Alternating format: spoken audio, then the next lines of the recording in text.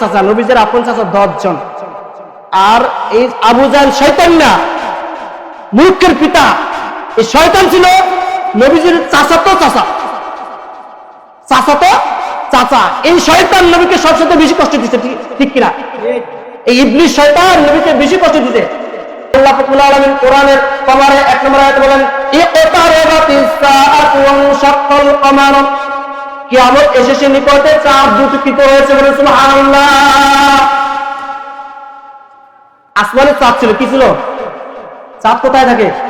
আসমানে। মক্কা শরীফের ভিতর আল্লাহ রাসূল সাল্লাল্লাহু আলাইহি সাল্লাম ইসলাম প্রচার শুরু করে দিলেন। ইসলাম প্রচার করতেছেন, দেখতেছেন একটি সময় গিয়ে দলে দলে কাফের মুশরিকরা রাসূল সাল্লাল্লাহু আলাইহি ওয়াসাল্লামের কাছে এসে তার হাতের উপর হাত রেখে কালেমা পড়ে মুসলমান হতেছে। দলে দলে হিন্দু, খ্রিস্টান, ইহুদি, নাসারা আল্লাহ রাসূল সাল্লাল্লাহু আলাইহি ওয়াসাল্লামের কাছে কি বায়াত গ্রহণ করে মুসলিম হয়ে যাচ্ছে। নবীজির চাচা আবু জাহেল কে? আবু জাহেল মূর্খের পিতা। কে? মূর্খের পিতা। আসলে আমরা আপনাদের কাছে প্রশ্ন করি, আবু জাহেল আমরা নাম শুনছি না? শুনছিনি? আবু জাহেল নবীজির চাচা না? বলেন তো নবীজির কেমন চাচা? আপন চাচা না, এটা ভুল। নবীজির আপন চাচা না। আমরা অনেকেই জানি যে আবু জাহেল নবীজির আপন চাচা। নবীজির আপন চাচা 10 জন। আর এই আবু জাহেল শয়তান না, মূর্খের পিতা। এই শয়তান ছিল নবীজির চাচাতো চাচা, চাচাতো চাচা। এই শয়তান নবীকে সবচেয়ে বেশি কষ্ট দিতে, ঠিক কিনা? এই ইবলিস শয়তান নবীকে বেশি কষ্ট দিতে। আবু জাহেল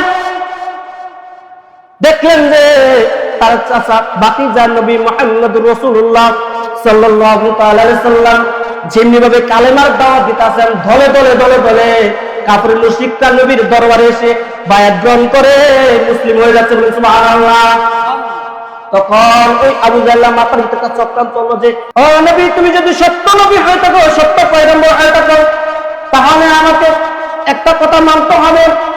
আর যদি সত্য পয়গম্বর হয়ে থাকো, আমি তোমাকে একদম কেরামত দেখাতে বলবো, মুজিজা দেখাতে বলবো। সেটা যদি পারো তাহলে আমি তোমার হাতে কলমা পড়ে মুসলমান হয়ে যাব। তখন বলে, কি চাচা কি? তখন আবু জাহেল বলেন, এই যে আকাশের উপরে যে একটা চাঁদ দেখছো, চাঁদকে যদি তুমি ডুবডুব করতে পারো তাহলে আমি মুসলমান হয়ে যাব।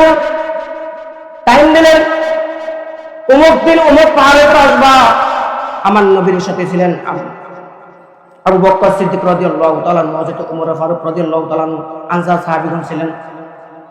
আর আবু জাহেলের সঙ্গভঙ্গ যারা আছে সকলে আসছে। পাহাড়ের উপর উঠলেন। পাহাড়ের উপরে উঠে বলে, ও ভাতিজা, এই চাঁদকে তুমি দুটুকরো করো, যদি করতে পারো তাহলে আমি মানব। আল্লাহ রাসূল সাল্লাল্লাহু আলাইহি ওয়াসাল্লামের উপর এই কিতাব নাযিল হলো, ইকতারাবাতিস সাআতু ওয়ানশাক্কাল কমার। আল্লাহ রাসূল সাল্লাল্লাহু আলাইহি ওয়াসাল্লাম আল্লাহর দিকে ধ্যান করে সকল মক্কাবাসীর কাফেরগণ মুসলিম সব একত্রিত হয়ে তাকিয়ে রয়েছে। আল্লাহ রাসূল সাল্লাল্লাহু আলাইহি ওয়াসাল্লাম আকাশের দিকে তাকালেন, আর সাহাবাটা মন দিয়ে চাঁদটাকে এমনি ডাক দিলেন। ডাক দেওয়ার সাথে সাথে চাঁদটা দু টুকরো হয়ে যায়। সুবহানাল্লাহ। কত টুকরো হয়ে যায়? 2 টুকরো হয়ে যায়। এক টুকরা পাহাড়ের নিচে পড়ে, আর সেটা পাহাড়ের উপরে পড়ে। দেখছেন নি? আল্লাহ তাআলা রাসূল সাল্লাল্লাহু আলাইহি ওয়াসাল্লামের মুজিজা, এটা মুজিজা।